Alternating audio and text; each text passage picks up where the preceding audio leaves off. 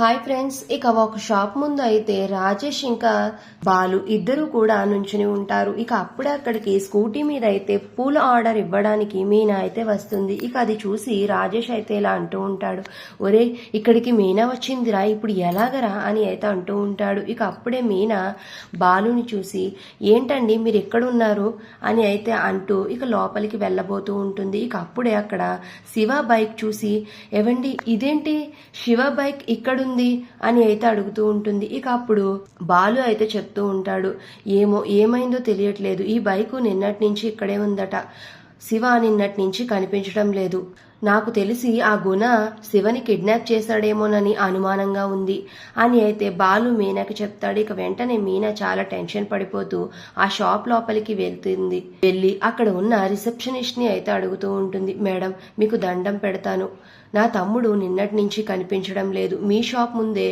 వాడి బైక్ ఉంది, దయచేసి ఒక్కసారి సీసీటీవీ ఫుటేజ్ చూపించండి మేడం అని అయితే ఆ రిసెప్షనిస్ట్ ని దండం పెట్టి వేడుకుంటూ ఏడుస్తూ ఉంటుంది. ఇక అది చూసి ఆమె అయితే సీసీటీవీ ఫుటేజ్ అయితే చూపిస్తూ ఉంటుంది.